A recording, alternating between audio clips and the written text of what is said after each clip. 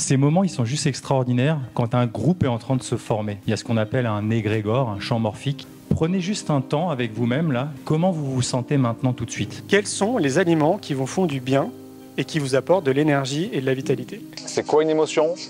D'où ça vient une émotion? C'est la tête, le cœur et le corps, parce que tout est vraiment complémentaire. Tu ne peux pas avoir de vie sans émotion. Comment je vais pouvoir aller défibroser mon corps pour justement accéder à beaucoup plus de liberté. Est-ce que vous vous considérez comme quelqu'un de discipliné? Tiens, qu'est-ce que les autres pensent de moi? Chacun est en vigilance. Le système nerveux, il n'est pas encore en sécurité. Vous allez voir, le week-end va passer à une vitesse extraordinaire. Si vous ne faites pas ça, tout est déréglé.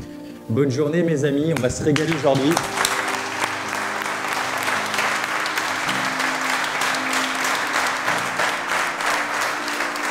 Vous allez voir qu'en fait, 80% de toutes les informations, de tout le stress, de tous les dérèglements du corps, de l'esprit, viennent en réalité d'un problème au niveau cardiaque, du fonctionnement de votre cœur. 40 000 neurones, on se dit, bon, par rapport au cerveau, c'est 86 milliards le cerveau, 40 000, c'est pas beaucoup. Sauf que le chiffre intéressant, c'est que 40 000 neurones, quand ils sont dans une activation par ce que j'apprends dans les ateliers, une intention et autres, ils vont être 100 fois plus puissants en termes d'électromagnétisme que les neurones du cerveau. Donc 40 000 neurones qui, dans leur fonctionnement, sont 100 fois plus puissants, ça crée quelque chose qui est quand même intéressant à comprendre et à appliquer au quotidien dans notre interaction avec l'environnement et les autres. Que ces neurones, ils ont une capacité, vous allez le voir tout à l'heure, à prendre des décisions et à comprendre l'environnement mieux que votre esprit. Première étape, on connecte donc la personne à son cœur et je vais te demander de fermer les yeux et de vraiment te connecter à cette zone-là du cœur. Ils ont une forme de perception avant-gardiste, c'est-à-dire qu'ils arrivent à anticiper des choses que votre cerveau n'a même pas encore compris. Est-ce que tu as une question précise que tu te poses en ce moment ou à laquelle tu aimerais avoir une réponse? Est-ce que tu as ça?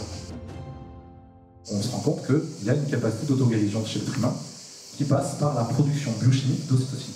Qui fait le plus d'ocytocine? Celui qui donne le cadeau ou celui qui le reçoit? Exactement. Je t'offre quelque chose, le caféiné pour toi. Moi, je fais plus d'ocytocine que toi. Et du coup, je me guéris moi-même. Et je me sens bien, je me sens heureux parce que l'ocytocine, c'est la seule hormone du bonheur. Dans notre quotidien, forcément, il y a des émotions. Et forcément, on a tous des comportements différents. On crée des nœuds émotionnels, des nœuds de communication, on crée des nœuds, sans cesse.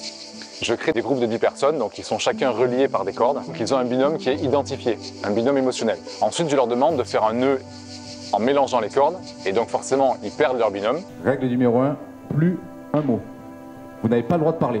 Deuxième règle, vous ne lâchez plus le bout de corde. Si je vois quelqu'un qui lâche la corde et qui la donne à quelqu'un, vous êtes éliminé du groupe.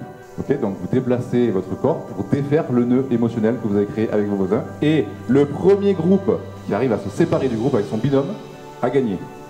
Donc vous avez 1 minute, top chrono. Et ce qui est très intéressant, c'est que là, on va observer plein de choses en termes de comportement. Des personnes qui vont être plus en retrait, qui vont pas vraiment participer parce que, bon ben voilà, il y a trop de bordel. D'autres vont être plus leaders, ils vont dire... Comme ils n'ont pas le droit de parler, et du coup, ça crée encore plus de tension émotionnelle, quoi. On voudrait que l'autre passe ici, l'autre il passe là, bref, ça crée un beau bordel, plein d'émotions, et par conséquent, là, des comportements qui sont observables en fonction de ce que je vais ressentir. Et le but de l'exercice, il est là, c'est de montrer que quand on essaie de défaire des nœuds dans notre quotidien, forcément, il y a des émotions, et forcément, on a tous des comportements différents. Et tous vos comportements, qu'ils soient adaptés ou pas, sont issus d'abord de ce que tu penses de ton environnement, de ce que tu te fais comme idée, comme perception de ton environnement, qui a généré un état interne plus ou moins adapté, qui a généré un comportement en fonction de ton état interne, et qui a donc généré un résultat. Ton comportement crée un résultat observable.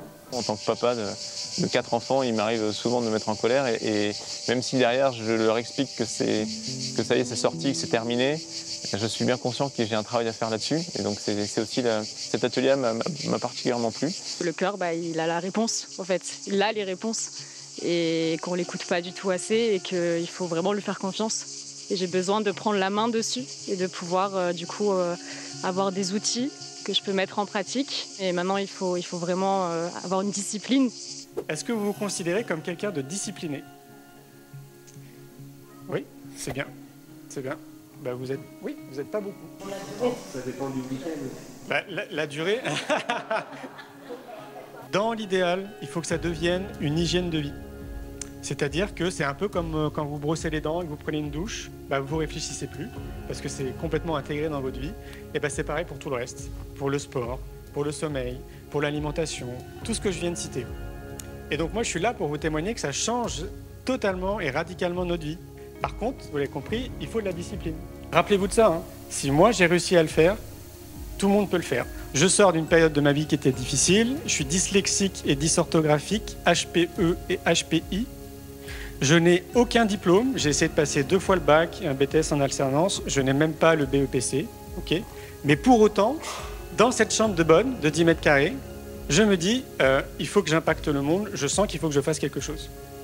Et donc j'en parle autour de moi, j'en parle à ma famille, j'en parle à mes amis, tout le monde me dit, mais t'es fou Julien, essaie déjà de trouver au moins un job, quoi, de toucher un salaire.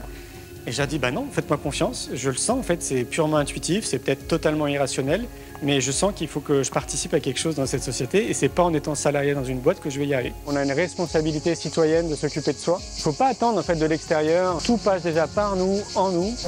La peur de ne pas y arriver, et à l'inverse, la peur d'y arriver. Ah. Et mince, si ça prenait une ampleur, justement, je me retrouve avec un pique-nique à 15 000 personnes. Ah, merde, qu'est-ce que je fais? Eh ben, tu te débrouilles. C'est ces peurs, en fait, qui, moi, font que j'ai du mal à passer là-dessus. On est, de toute façon, globalement, tous sclérosés par les peurs. Hein. On est dans une société où tout est orienté autour de la peur. Donc, justement, des alimentations qui me paraît importante, c'est de supprimer la télévision chez toi, supprimer toutes les informations anxiogènes, stressantes qui pourraient arriver, en fait, qui pourraient alimenter tes pensées, tout simplement, et aller choisir de l'information positive. Ça fait partie, justement, du chemin, hein, globalement, quoi. Mais tu vois, regarde, si moi je m'étais arrêté à des peurs comme ça, parce que j'en ai encore, bien évidemment, des peurs, je ne serais pas là aujourd'hui à discuter avec toi. Donc c'est pour ça que je parle d'oser. En fait, de ce que j'observe sur mon parcours de vie, c'est qu'à partir du moment où tu oses, tout le reste après se met en place. Tu vois ce que je veux dire? Mais pour que ça se mette en place, je suis convaincu qu'il faut prendre soin de soi et qu'il faut être discipliné. Je mets beaucoup d'énergie dans l'éducation. J'aimerais que tout parte justement le plus tôt possible. Dès les bancs de l'école, au sein de notre foyer, de manière sociétale en fait dans notre société. Ça serait le format idéal, quoi, que le savoir-être et la connaissance de soi soient intégrés complètement dans notre société. On est dans une société où on attend toujours ce qui va se passer de l'extérieur.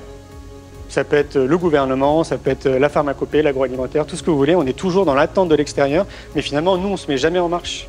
Je vois que l'heure tourne, donc du coup, on va faire un petit exercice avant de se quitter. Vous allez vous mettre l'un en face de l'autre, vous allez choisir quelqu'un et vous allez vous regarder dans les yeux. Donc, choisissez votre partenaire.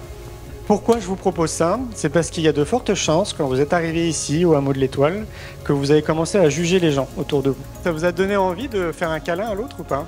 Ouais. C'est incroyable, non? Ça a duré qu'une minute. Ouais, ça paraît long, hein? On est assis derrière notre bureau, on est assis quand on prend la voiture, on est assis après quand on rentre chez soi. Donc en gros, on n'a plus de mouvement dans notre vie. Et le mouvement, c'est quoi? C'est marcher, comme là je suis en train de le faire.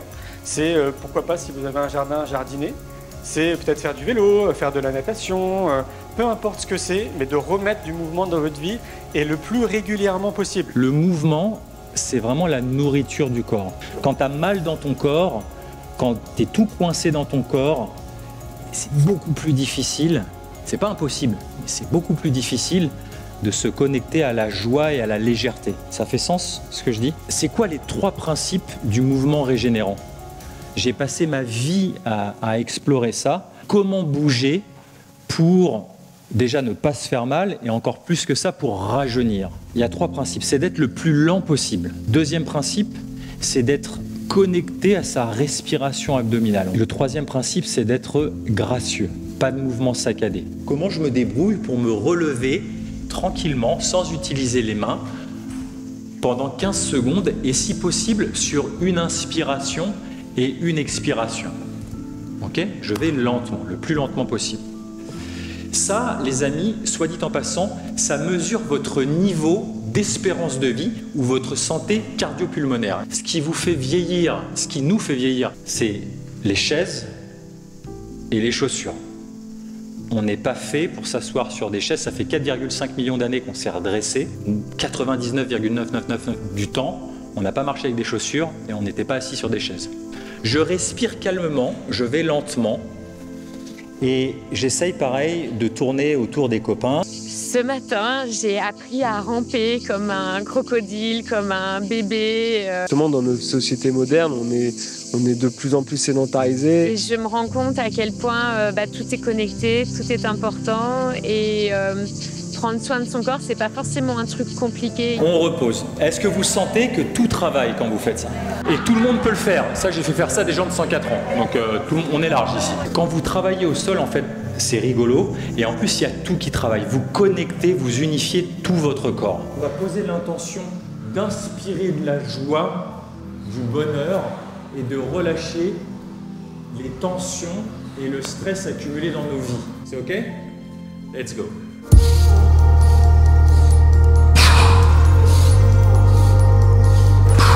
Splendide. Inspirez, prenez cet air, prenez cette énergie.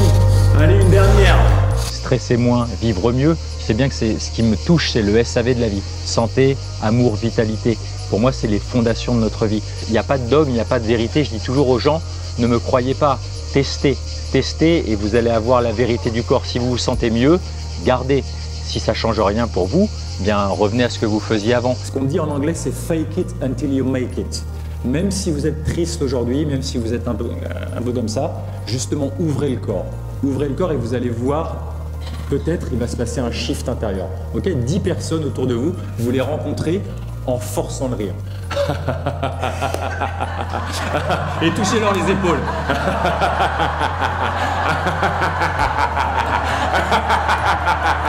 Quand vous faites les câlins, regardez ce qui est en train de se passer au niveau de votre physiologie. On est en train de se faire un méga shoot d'ocytocine. Regardez ce qui se passe au niveau énergétique encore. Ce qu'on sait maintenant grâce à la recherche, c'est que chaque cerveau sur la planète produit de l'ocytocine et que cette ocytocine elle a un impact non seulement sur vos os, sur vos organes et sur, écoutez bien, la capacité de votre cœur à guérir. Fermez les yeux, revenez à vous-même tout de suite dans cet état méditatif. Comment vous vous sentez dans votre corps? Est-ce que vous sentez que ça frétille de partout? Regardez votre sourire. Est-ce que vous êtes heureux si vous êtes en couple? Est-ce que vous êtes heureux si vous êtes marié? Est-ce que vous êtes heureux si vous êtes parent? Est-ce que vous êtes bien dans votre corps? Est-ce que vous êtes bien dans votre tête? C'est toutes ces questions en fait qu'on ne se pose pas. Parce qu'on a peur de se les poser. On a peur de se retrouver seul face à nous-mêmes et à se poser toutes ces questions existentielles. Ça fait peur et c'est normal, c'est humain. Par contre, c'est salvateur de se les poser. Et le fait de pratiquer sa vie avec plus de conscience, ça change complètement les choses. On est dans une société où on a l'impression, et ce qui est vrai, que tout va très très vite. Sauf que c'est un leurre parce qu'on peut appuyer sur pause à n'importe quel moment de notre vie, justement, pour prendre du recul. Et là encore, c'est un choix, c'est un vrai choix qu'il faut faire. Juste à l'entrée du restaurant, là où il y a les machines à café, juste au-dessus, il y a une horloge. Et cette horloge, à chaque heure, il y a marqué « Now ». Mon message aujourd'hui, c'est celui-là. C'est que dans tous les stages et les ateliers que j'ai fait là, pendant le week-end, tout ce qui compte, c'est « Now ». C'est qu'est-ce qui se passe maintenant. Peut-être que c'est la solution quand on est trop dans le mental, de revenir dans le corps, dans l'ici et dans le maintenant, ce que vous ressentez maintenant. C'est-à-dire connecté à tes sensations corporelles ou connecté à ta respiration. Tu ne peux pas ressentir dans le passé, tu ne peux pas ressentir tes sensations corporelles dans le futur, et tu ne peux pas respirer dans le passé, et tu ne peux pas respirer dans le futur. Si vous êtes prêts? 1, 2, 3. Ha! Ha! Ha! Ha! Ha! Magnifique, encore une fois. Ha! Ha! Ha! Ha! Ha! Épaule contre épaule, les têtes peuvent encore, il faut se rapprocher, il faut se rapprocher. Bonjour aujourd'hui. Bonjour aujourd'hui, que j'accueille comme un cadeau. Bonjour aujourd'hui, que j'accueille comme un cadeau. Et que je vais vivre au présent. Et que je vais vivre au présent. Parce qu'hier, je n'y peux plus rien. Parce qu'hier, je ne peux plus rien. Et qu'aujourd'hui est le berceau de demain. Et qu'aujourd'hui est le berceau de demain. Ce qu'on vit ici, c'est un retour aux sources pour mieux se ressourcer. On est en plus dans un lieu au milieu de la nature, donc ça contribue déjà à nous placer dans des conditions où on peut accueillir tout ça de manière encore, j'ai envie de dire, plus waouh que dans nos quotidiens. Moi, j'ai pris un max d'amour et pour moi, le bonheur, c'est le partage. Si je dois donner un mot-clé au bonheur, ouais, c'est le partage.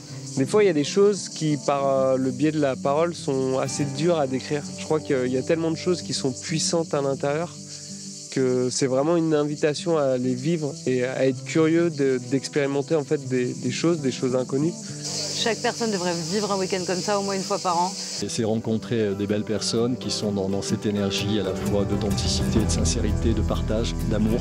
Clairement, il faut que je change certaines choses. J'ai besoin d'opérer un virage assez comment on va dire, trancher pour avoir plus de bonheur, ouais, dans ma vie de tous les jours. Il y a des regards qui s'échangent et je trouve que tous ces ateliers sont complémentaires. Pendant l'atelier de Julien, je me suis dit, ah ouais, il va y avoir finalement des liens qui vont se créer avec les personnes ici. Et on commence à prendre dans les bras des gens qu'au départ, on est arrivé en se disant, on va partager cette expérience à deux. Et en fait, pas du tout. On ne se connaît pas et pourtant, en fait, on passe vraiment des moments très forts, très singuliers. Le fait d'être une espèce de grande famille pendant 2 jours, tu vois, alors qu'on ne se connaît pas quand même à la base. Et c'est assez dingue, je trouve, qu'en 2 jours, on réussisse à créer, tu vois, cette atmosphère entre nous, vraiment de beaucoup d'amour. Et donc ça, moi, je trouve ça vraiment génial. J'aurais peut-être pas donné cette réponse il y a quelques mois, mais aujourd'hui, pour moi, le bonheur, c'est arriver à intérieurement profiter de ce qu'on est en train de vivre. Et je finirai par dire que le bonheur, c'est le moment présent. Oui. Je suis vraiment très content de cette expérience. C'est une première du coup. Pour ceux qui ne le savent pas, c'est une suite logique pour nous du congrès C'est quoi le bonheur pour vous qu'on avait fait à Arcachon. Et on avait vraiment cette envie de réunir un maximum de personnes autour de l'énergie, ce qu'on avait vécu en fait au congrès qui était tellement puissant. Sans nous jeter de fleurs, comme je disais tout à l'heure, je trouve que les événements qu'on organise sont toujours porteurs en fait de cette énergie. Et donc voilà, on voulait vraiment amener cette continuité, mais de manière immersive. C'est ce qu'on a vécu là pendant 2 jours ici au Hameau de l'Étoile. C'est ce qui me motive, c'est ce qui permet aussi aux autres de se rendre compte que bah oui, en fait, il y a plein de gens beaux en fait dans notre société, beaux, tu vois, dans notre humanité. Et moi, ça, pour moi, c'est très vibrant de pouvoir le communiquer et que les gens puissent vivre l'expérience et s'en rendre compte.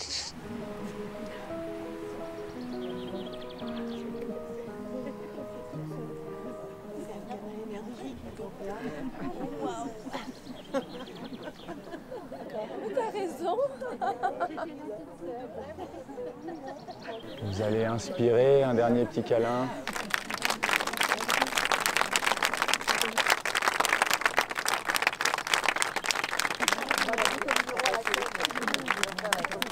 Ah oui, ouais. Ah bah,